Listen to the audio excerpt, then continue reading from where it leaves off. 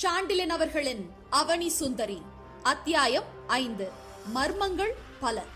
புகாரின் இணையில்லா மன்னனும் மூதாதையுமான கரிகால் பெருவளத்தானின் பெயரில் கடைப்பகுதியான பெருவளத்தான் என்ற சொல்லை மாவளத்தான் என்று சற்று மாற்றி வைத்த காரணத்தாலோ என்னவோ மகா வீரனாக விளங்கிய தம்பிக்கு சிறிது முன்கோபமும் அவசர புத்தியும் உண்டு என்பது நலங்கிள்ளிக்கு தெரிந்தே இருந்தது.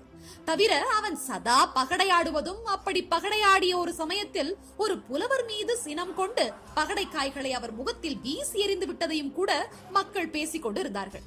எனவே அவன் சொல்லுவது எதையும் சற்று நிதானமாகவே கேட்க எண்ணம் கொண்ட நலங்கிள்ளி, நிதானமாகவே சொல்லு தம்பி, என்னதான் நடந்துவிட்டது என்று வினவினான். மாவளத்தான் நலங்கிள்ளி அளவு உயரம் இல்லாவிட்டாலும் அவன் கண்களும் முகமும் நலங்கிள்ளியின் கண்களையும் முகத்தையும் போலவே அழகாகவும் துடிப்பாகவும் இருந்தன. அவன் நீண்ட கைகளில் நிறைய காணப்பட்ட தழும்புகள் அவன் யாருடனாவது சதா வாழ்பயிற்சி செய்து கொண்டு இருப்பவன் என்பதையும் அதனால் ஏற்படும் காயங்களை அறவே லட்சியம் செய்யாதவன் என்பதையும் நிரூபித்தன. முகத்தில் வளைந்து கிடந்த முரட்டு குழல்களை தள்ள அவன் தலையை சிறிது ஆட்டிக்கொண்டதிலும் கம்பீரமும் துடுக்குத்தனமும் இருந்தன. அந்த துடுக்குத்தனத்துடன் அவன் பேசினான். உங்களை தீர்த்து கட்ட அரண்மனையில் சதி நடக்கிறது. அப்படியா? நலங்கிள்ளியின் கேள்வியில் அப்பொழுதும் நிதானம் இருந்தது. ஆம் என்றான் மாவளத்தான். யார் செய்கிறார்கள் சதி? யாருக்கு தங்களை கொல்வதால் பயன் இருக்கிறதோ அவர்கள்தான். யார் அவர்கள்? நெடுங்கிள்ளியும் அந்த பெண்ணொருத்தி வந்திருக்கிறாளே அவளும் என்று கூறிய மாவளத்தான் உடல் சிறிது கோபத்தால் துடித்தது. இதை கேட்ட பின்புதான் நலங்கிள்ளி சிறிது சுரணையை காட்டினான். மிகுந்த பிரமிப்புடன், உண்மையாகவா என்றும் வினவினான். ஆமண்ணா, முற்றிலும் உண்மை என்றான் மாவளத்தான். நலங்கிள்ளி சில வினாடி மீண்டும் சிந்தனையில் ஆழ்ந்தான். பிறகு கேட்டான் தம்பியை நோக்கி, தம்பி, இதில் இந்த இருவருக்கும் என்ன பயன் இருக்க முடியும்? என்னை கொன்றால் புகாரையாள நீ இருக்கிறாய். ஆகையால் அடுத்த தாயாதியும் பகைவனுமான நெடுங்கிள்ளிக்கு பயன் ஏதும் இல்லை.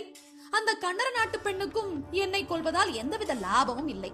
அவளுக்கு சோழ நாட்டு மக்கள் முடிசூட்ட போகிறார்களா என்ன? மாவளத்தான் அண்ணனை கூர்ந்து நோக்கினான். பிறகு கேட்டான், என்னையும் தீர்த்து விட்டால்? இதை கேட்ட நலங்கிள்ளி சற்று இறைந்தே நகைத்தான். மாவளத்தான், இதென்ன கொலைக்களமா? ஒவ்வொருவராக நெடுங்கிள்ளி பிடித்துக் கொள்ள? இல்லை, இது அவன் இருப்பிடமா? நம் இருவரையும் வெட்டுப்பாறைக்கு அனுப்ப? அது கிடக்கட்டும், அந்த பெண் தான் என்ன செய்ய முடியும்? நாம் இருவரையும் ஒன்று சேர்த்து மருந்து வைத்து கொன்றுவிட முடியுமா என்று வினவினான் நகைப்பின் ஊடே. மாவளத்தான் நகைக்கவில்லை. அத்தனை நேரான திட்டம் அல்ல அண்ணா, திட்டம் மறைமுகமாகவும் கடுமையாகவும் இருக்கிறது என்று கூறி மேலே விளக்கவும் முற்பட்டான். நேற்று இரவு நான் தற்செயலாக நமது நந்தவனத்துக்கு போனேன். அண்ணன் இறந்துவிட்ட நிலை குறித்து குழம்பிய மனதுடன் சென்றேன். ஆகையால் முதலில் எதையும் கவனிக்கவில்லை. பிறகு திடீரென நான் இருந்த இடத்திலிருந்து சற்று தூரத்தில் காலரவம் கேட்டது. சட்டென்று ஒரு மரத்தின் இருளில் ஒதுங்கினேன். சற்று நேரத்தில் அங்கு அந்த பாதகன் நெடுங்கிள்ளி வந்தான். எட்ட இருந்த செடிகளுக்கு அருகில் நின்று ஓரிரண்டு பூக்களை கொய்து முகர்ந்தான். அப்பொழுது ஒரு சிரிப்பொலி கேட்டது. மன்னர் பூவின் நறுமணத்தை ரசிக்கிறார் போலிருக்கிறது என்ற சொற்களும் அதை தொடர்ந்தன. அந்த சொற்களை தொடர்ந்து அவனி சுந்தரி அந்த பூச்செடியின் மறைவில் இருந்து வெளியே வந்தான். இங்கு சற்று பேச்சை நிறுத்தினான் மாவளத்தான். உணர்ச்சி பெருக்கால், மேலே சொல்லு என்ற நலங்கிள்ளியின் சொற்கள் அவனை தூண்டவே அவன் மேலும் சொன்னான். அவனி சுந்தரியை கண்டதும் நெடுங்கிள்ளி அவள் தோள் மீது கையை வைக்க போனான். தொடாதே என்று மிக கடுமையுடன் எச்சரித்தாள் அவள். அந்த சொற்களில் இருந்த உஷ்ணத்தால் எந்த பாதக செயலுக்கும் அஞ்சாத நெடுங்கிள்ளியே அசைந்து உயர தூக்கிய வலக்கையை கீழே போட்டான்.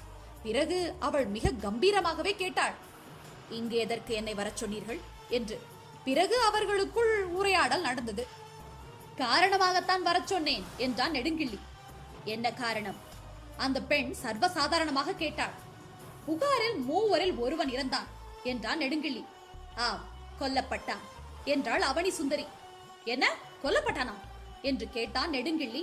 அவன் வார்த்தையில் போலி நடுக்கம் இருந்தது. அப்படித்தான் கோவூர் கிழார் கருதுகிறார் என்றாள் அந்த பெண். அந்த புலவன் பெரிய அதிக பிரசங்கி. ஹாம் ஹாம், உண்மையை எப்படியோ கண்டுபிடித்து விடுகிறார். அவராக கண்டுபிடித்து விடுகிறாரா அல்லது நீ உதவினாயா? நான் எப்படி உதவ முடியும்? ஏன் முடியாது? குளமுற்றத்தில் நடந்ததுதான் உனக்கு தெரியுமே. இருக்கலாம், ஆனால் மன்னன் சடலத்தை முன்னறிவிப்பு இல்லாமல் நான் கொண்டு வந்திருக்கும் போது என்னைத்தான் புலவர் கொலைகாரி என்று நினைக்கிறார். என்னை நீ காட்டிக் கொடுக்கவில்லையே. காட்டிக் கொடுத்திருந்தால் உங்கள் கொலைகாரர்கள் என்னை சும்மா விடுவார்களா?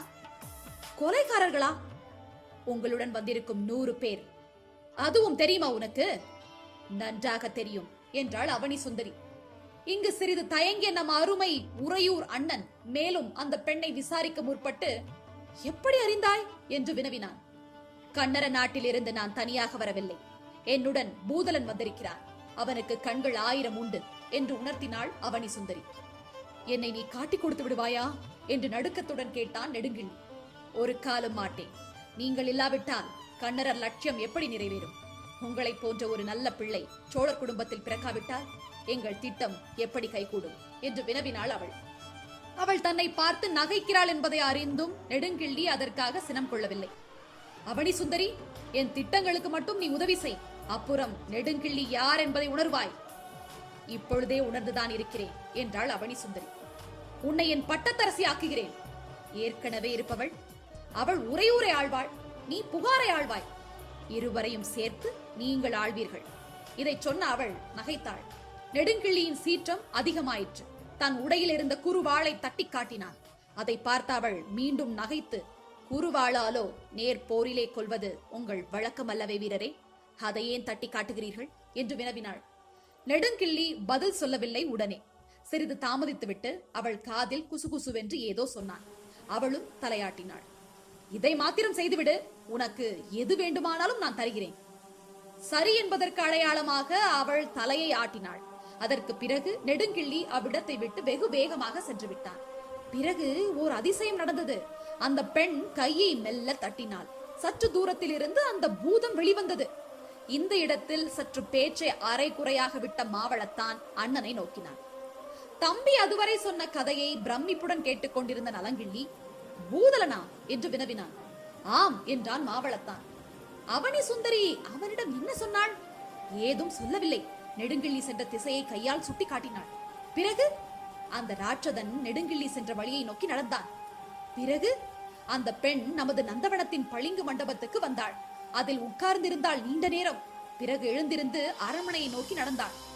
இவ்வளவுதானே? ஆமாம். நீண்ட நேரம் சிந்தனையில் ஆழ்ந்தான் நலங்கிள்ளி. கடைசியில் ஒரு முடிவுக்கு வந்து, தம்பி, மர்மம் பலமாக இருக்கிறது. எதற்கும் புலவரை அழைத்து வா, யோசனை கேட்போம் என்றார். ஆனால் அவர்கள் இருவருக்கும் இருந்த குழப்பத்தால் அந்த சுரங்க அறையின் இன்னொரு சாளரத்தின் அருகில் ஒட்டி நின்று அவர்கள் உரையாடலை கேட்டுக் கொண்டிருந்த ஓர் உருவத்தை இருவருமே கவனிக்கவில்லை. மாவளத்தான் அறையை விட்டு வெளிவந்ததும் அந்த உருவம் மறுபுறம் இருந்த சுவரில் பதுங்கிக் கொண்டது. அவன் சென்றதும் அரசனின் அந்தரங்க அறைக்குள் ஓசைப்படாமல் நுழைந்து கதவையும் சாத்திக் கொண்டது. காத்திருங்கள், வரும் அத்தியாயங்களுக்காக. விடை பெறுவது உங்கள் வருணா மற்றும் அருண். நன்றி. வணக்கம், நான் அருண் பேசுகிறேன். நான் எழுதின தமிழுக்கு ஏன் பெண் வடிவம் அப்படிங்கிற முதல் புத்தகம் அமேசான் கிண்டலில் வந்து அவைலபிளாக இருக்குது. அதை வாங்கி படிச்சுட்டு உங்களுடைய வேல்யூபிள் ஃபீட்பேக்ஸை வந்து ஷேர் பண்ணுங்கள். அந்த புக்குக்கான லிங்க்கும் வந்து இந்த வீடியோக்கான டிஸ்கிரிப்ஷனில் இருக்குது. நன்றி.